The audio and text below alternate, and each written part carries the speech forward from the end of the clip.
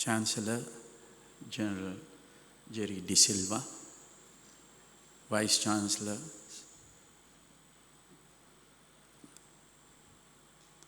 High Commissioners and Ambassadors, Secretary, Ministry of Defense, Secretaries of Foreign Ministry and Education Ministry, Chief of Defense Staff and Commander of the Army, Commander of the Navy, Commander of the Air Force, Inspector General of Police, members of the Board of Management,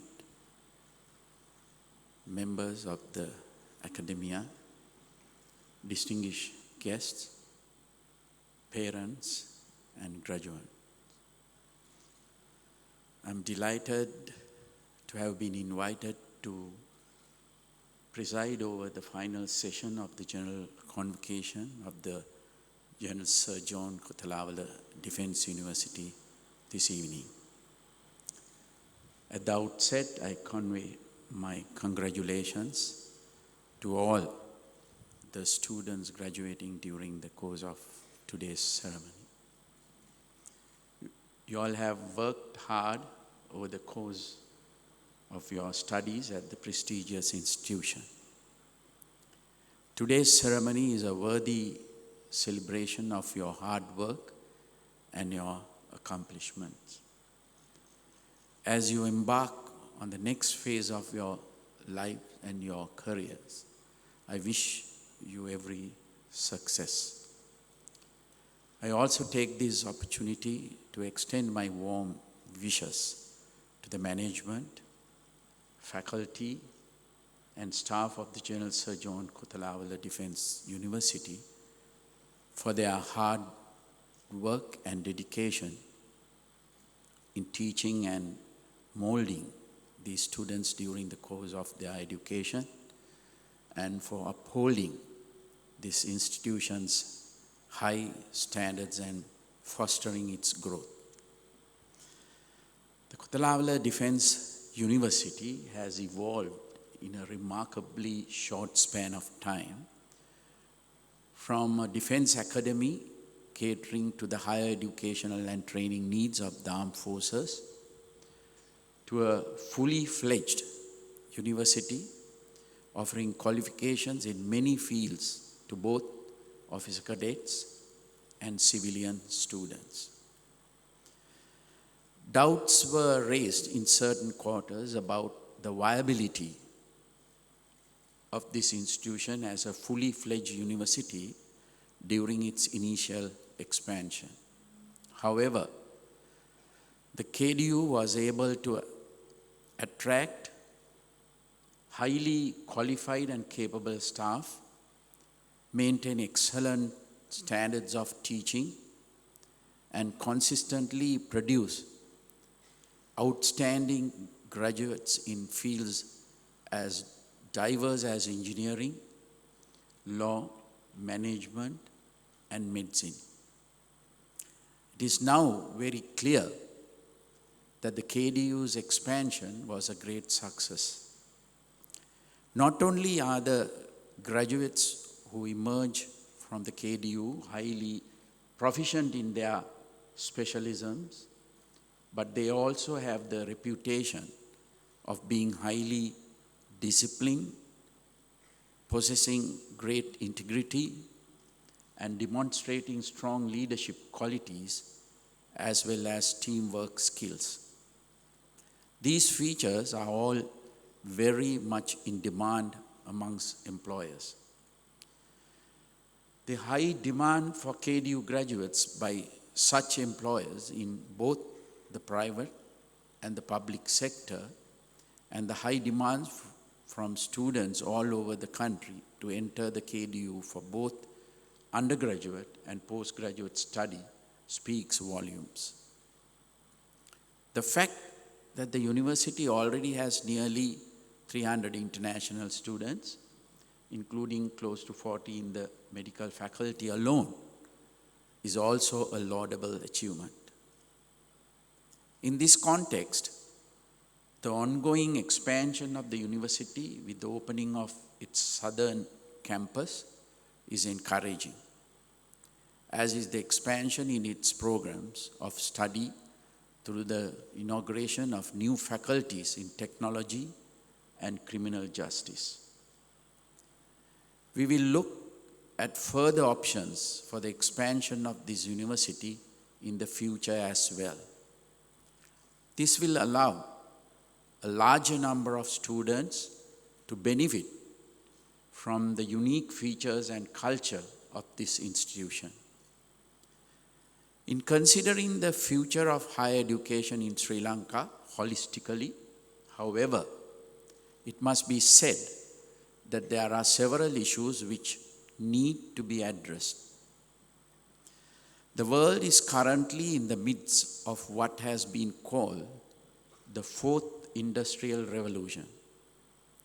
Building on the digital revolution that took place in the second half of the 20th century, rapid technological innovations in a number of fields are converging to create transformative changes around the world.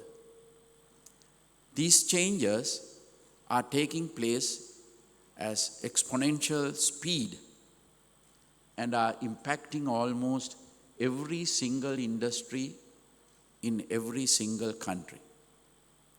The ongoing global pandemic has only accelerated the pace of these changes further. Every country, every government, and every institution involved in education should therefore take note of these important evolving changes. Sri Lanka must keep pace with these disruptions and transformations taking place globally. We cannot afford to lag behind. Our higher education system must adapt swiftly. It has to offer our students an education that will remain relevant despite fast-changing circumstances and help them find gainful employment in future. Unfortunately, this is an area in which our universities and other higher education institutions need considerable improvement. During the past year, the government employed a large number of unemployed graduates through a special scheme initiated under the Ministry of Public Administration. Of the nearly 60,000 who gained employment through this scheme, close to half were graduates in the arts. Many had obtained their qualifications through the Open University and through external degree programs offered by other state universities. It is good that such individuals had a desire to learn at the tertiary level and were able to obtain their qualifications without having to attend university full-time. However, there are doubts as to whether their education has equipped them with the knowledge, skills, and abilities they need to contribute productively towards fulfilling the needs of the public. This is an essential requirement in the outcome of their studies is for them to be employed by the government and paid using public funds. The skills that are most in demand in today's job market are technology related. There are so many opportunities for graduates in information technology, not only in terms of employment at private sector companies, but also in terms of potential self-employment and in launching new startups. Technology will play a key role in every single economic sector in the future. At minimum, all graduates from our university system need to have some knowledge about new technologies and at least a functional familiarity with computers if they are to have a chance to build successful future for themselves. That is why I have requested all the vice chancellors of immediately introduced IT and computer studies as subjects for all of their students, irrespective of their field of study. This will give them much better prospects of finding lucrative employment or succeeding in their own businesses after they graduate. Alongside familiarity with the technology, possessing a knowledge of English is another critical requirement for our youth. If any young person has a sound knowledge of English and has access to the internet, there is no limitation on that, what they can learn, because there are so many resources available to them online free of charge. Globally, thousands of young entrepreneurs have used the skills they acquired through such online resources to launch innovative startups or become successfully self-employed. This is happening in Sri Lanka too, and it is a trend that needs to be supported and encouraged. In this context, the resource constraints in our overall education system are a cause for concern. I have seen at first hand that particularly at the rural level, there is a dearth of teachers in subjects such as information technology, science, mathematics, and English. We must immediately focus on training teachers and improving the quality of teaching in these essential subjects throughout the country. While this is underway, we must also seek new resources and find innovative means to teach these subjects at a high standard at secondary schools island-wide, so that all our students will be better able to face their future with confidence. Until such time as these initiatives are fully implemented, however, there will be students who qualify for university despite having limited proficiency in subjects such as English, science, mathematics, and IT. Irrespective of their chosen field of study, all students selected for university education are highly intelligent. Any lack of exposure they have to these subjects when they enter university is due to failure in the education system rather than due to their own weaknesses.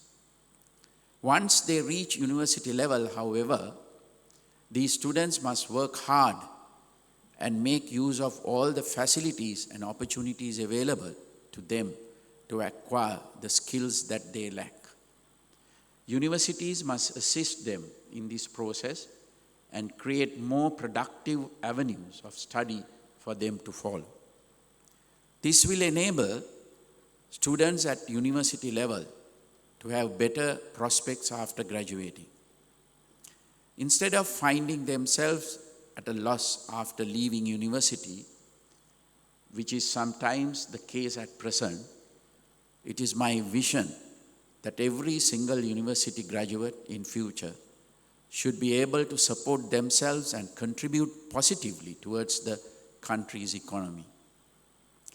The changes that we seek in our higher education system are with this purpose in mind. Increasing the research and development activities that take place in Sri Lankan universities is another important improvement that our higher education system needs. Research should be made a priority, especially at the postgraduate level in all our universities.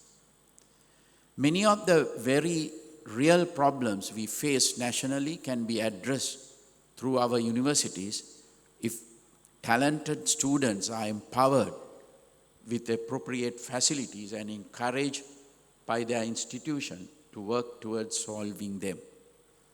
The findings of our research students should be highlighted through regular symposia and publications so that they receive the recognition they deserve. This will also contribute to fostering a vibrant intellectual culture in our country. Any research outcomes that have commercial viability should be licensed to industry, as in the case in other parts of the world, so that they can be best made use of. There should also be more scope for the private sector to work with state universities and other higher education institutions in designing solutions for current problems. By helping to protect new inventions emerging from original research through the global patent system, we can also use research and development activities as a means of generating income for the universities and for those directly involved in such research, as well as for the country overall. Enhancing focus on research and development will also have a beneficial impact on the ranking of Sri Lankan universities internationally. Improving these rankings is important if we are to attract more foreign students, as well as attract and retain talented faculty members at our universities. Therefore, improving these rankings at a fast pace must be prioritized. Another factor that universities should consider is bringing in fresh thinking to their faculties by attracting qualified professors, lecturers, and researchers from other institutions. There is a tendency at present for those who obtain PhDs and other higher degrees from a particular university to stay on at the university rather than seeking opportunities elsewhere in the country. This needs to change. Universities should engage in greater competition with each other to attract and retain the best talent. Ideally, this competition should not be limited to faculty and staff, but also to students. The current university entrance system, which was designed around resource limitations at the university level, must change as the capacity of our universities expand. As outlined in the Vistas of Prosperity and Splendor policy document, enhancing the capacity of our higher education system through investment in infrastructure, technology, and human resources is a key aim of my government. By increasing the capacity of universities, there will be opportunities for more students to access higher education. They should be able to do so without having their future determined purely by the Z-score they obtained through their performance at the advanced level examinations. In the future, while the University Grant Commission must still play a key role in ensuring that the quality and standards of education at universities remain high, individual institutions should be granted greater autonomy in their operations. The governing body, vice-chancellor, faculty, and the staff of each university should have more freedom to determine, design, manage, and deliver their programs of study. They should also be able to select the students they feel are best suited to learn at their institutions. Talented students too should have more freedom to choose their universities. These changes will increase the competition that exists among the universities at every level, leading to significant overall improvement across the entire higher education system. Through this, it is also likely that the ranking of our national universities will improve. Sri Lanka is fortunate to have many extremely talented, competent, and highly qualified individuals involved in the running of its state universities. I am confident that if all of you put in your best efforts, we can achieve the improvements our universities need to become globally competitive, high quality institutions that will uplift our youth and help strengthen our economy in the future, despite the rapid changes taking place in the world at large today. In concluding, I urge all of you to contribute creatively, positively, and wholeheartedly towards this endeavor for the betterment of our country and our future generations. Thank you.